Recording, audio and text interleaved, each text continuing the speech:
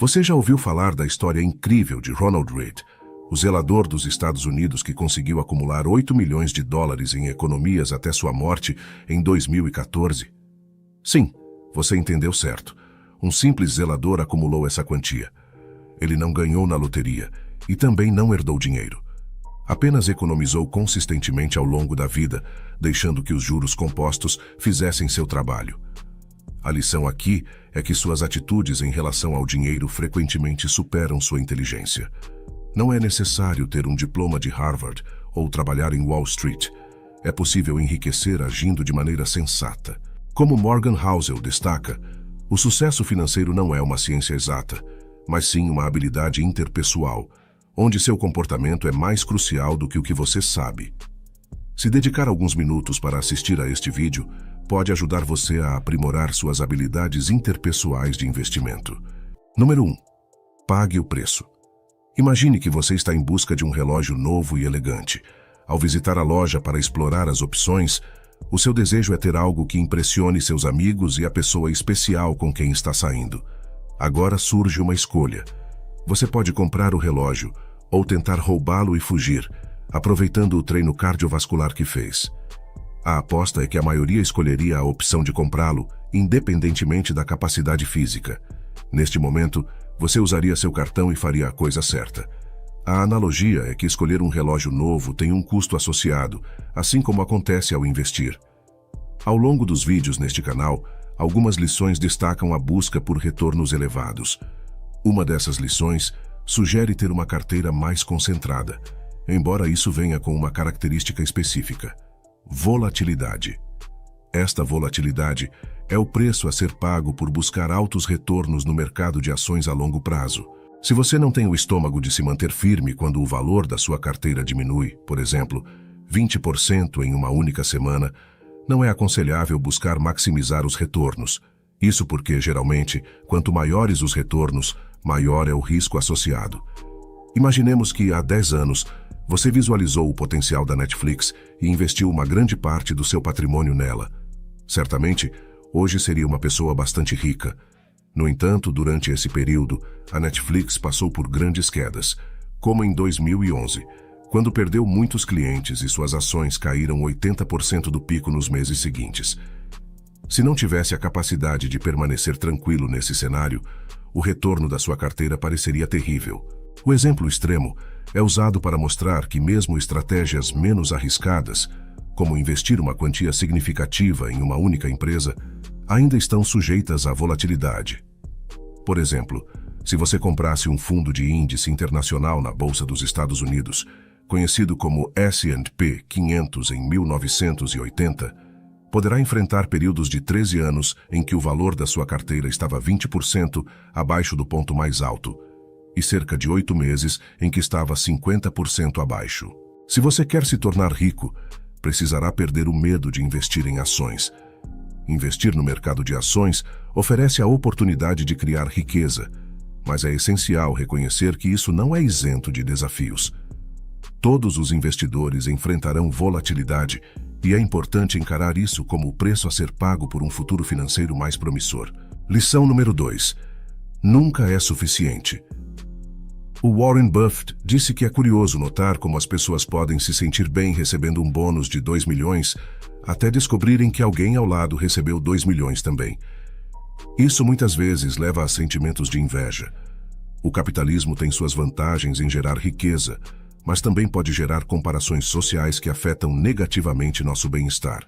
E, é claro, ser motivado a se tornar mais produtivo e realizar um trabalho significativo é algo bom.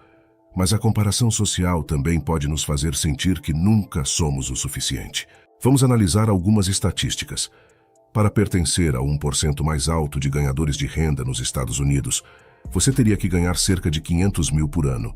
Isso é o que um médico altamente especializado, vamos chamá-lo de Bill, ganha.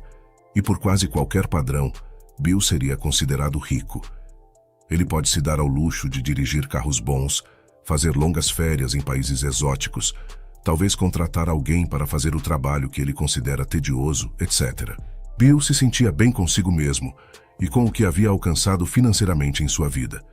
Bem, isso foi até ele comprar uma casa de férias nos Hamptons, e perceber que tinha Stan como vizinho.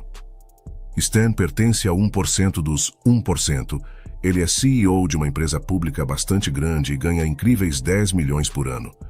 Agora você esperaria que pelo menos Stan estivesse satisfeito com suas conquistas financeiras, mas não. Esse cara era amigo de infância de Michael Jordan, e este grande jogador de basquete pertence a 1% dos 1% dos 1%. E bem, em comparação com a fortuna de Michael de cerca de 2 bilhões, o salário anual de 10 milhões de Stan de repente parece insignificante. Isso termina aqui? Bem, não termina. Porque Michael ocasionalmente frequenta festas com celebridades onde um cara chamado Jeff Bezos aparece.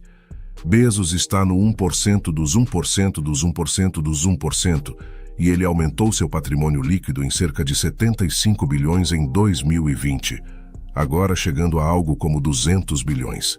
Sempre haverá um peixe maior. O tipo de inveja que surge de comparações desse tipo levou muitas pessoas a fazerem coisas tolas ao longo da história.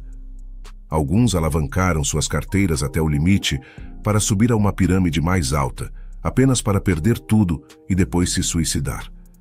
Alguns agiram com informações privilegiadas e perderam tanto sua reputação pessoal, quanto mais tarde, a liberdade quando foram para a prisão. Muitos abandonaram suas famílias e depois tiveram seus parceiros os deixando ou traindo-os, ou ambos, como resultado. Ao assistir a este canal e aprender como se tornar um investidor bem-sucedido, é provável que em algum momento você alcance um nível de liberdade financeira que o cidadão comum só pode sonhar.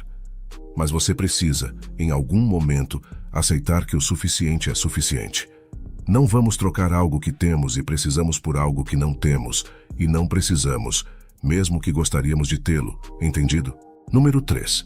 A loucura está nos olhos de quem vê.